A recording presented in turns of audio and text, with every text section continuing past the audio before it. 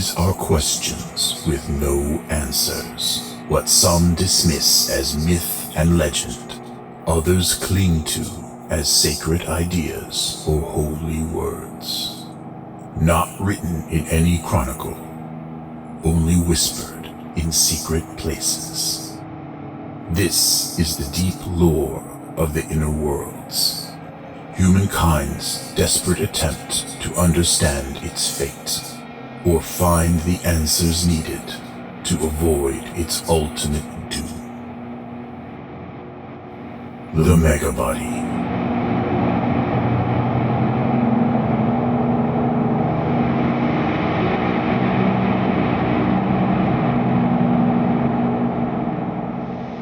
It was the early 23rd century AD, the time of the Great Exodus, the dying days of old Earth. The atmosphere had grown toxic, and food shortages caused riots in every corner of the globe. While the megacorporations fled their homeworld, the remaining governments formed Earth's Great Council of Unions. The citizens that remained behind watched as the megacorporations continued to bleed the planet of what little resources it had left. They saw in the night sky the gleaming satellite of the colonized moon and its crowning achievement, Luna City. Negotiations collapsed between the megacorporations and the Council of Unions on Earth. Within a single generation following the formal establishment of Luna City, it was clear that the lunar metropolis would soon become the preeminent center of human civilization as the choked and rotting homeworld hopelessly watched from afar. Neglect, abandonment, betrayal. None of these words could capture the feeling in the hearts of those left behind on Earth. A bloody cry of billions rang out against this injustice, fueled by the remaining world government's feeble grasping at diminishing power, or even, as some say, the first stirrings of the dark soul. This clamoring for the justice of the damned would be heard. Either we join our brothers in the vaults of heaven, or we drag them back to the hell they have made for us. These were the first words spoken in a meeting of the Council of Unions. After fiery deliberation, a secret plan was put into motion, as much an act of desperation as it was a show of power. It was called the Megabody. Over the next decades, covert agents smuggled the reclaimed payloads of Earth's nuclear arsenal to Luna, hidden among the shipments of precious resources that bled the planet dry. These nuclear payloads were buried at key points deep within the surface of the moon. The Megabody contained enough fissile material to destroy Luna 1,000 times over. If these rebels want independence, they shall have the independence of the grave, read a secret memo sent to the Megabody covert operatives. To protect this ultimate weapon and to make sure that no one could unleash its power alone, the 4 leaders of Earth's Great Council of Unions made certain that only together could they end Luna.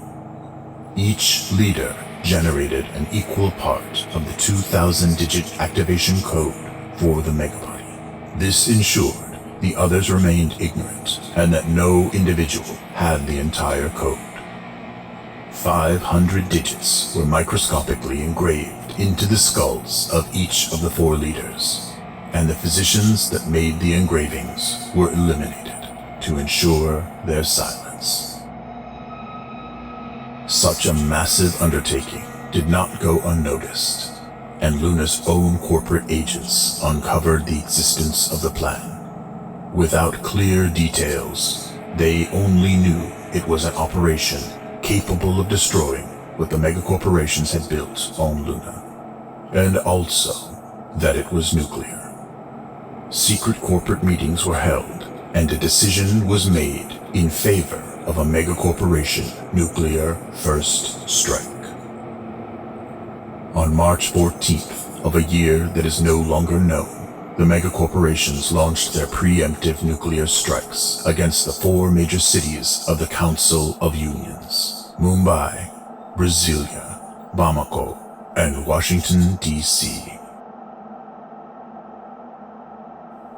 The orbital defense satellites that were built to defend the planet were turned earthward and released radioactive particle weapons at the homeworld.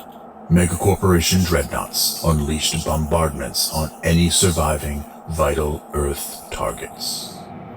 On the 4th day, the assault from the megacorporations ceased. The Earth was silent. A decimated foe now wrapped in a funeral shroud of poisonous ash. The birthplace of humanity was destroyed by a self-made apocalypse. The corporate citizens of Luna now gazed on the dead planet, and with heads full of corporate propaganda, saw only their bright future. The 4 leaders died sometime after the attacks, most likely in their underground bunkers. It is said that after they died, their skulls were salvaged, becoming sacred artifacts, no more than myth. Their ownership following an untraceable path. They were rumored to be held by some clan or guarded within some stronghold, but their exact locations are now unknown.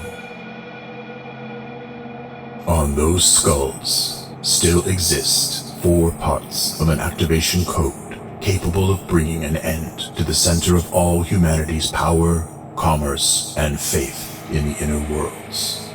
The Megabody waits silently beneath the surface of Luna, still capable of unleashing the justice of the damned.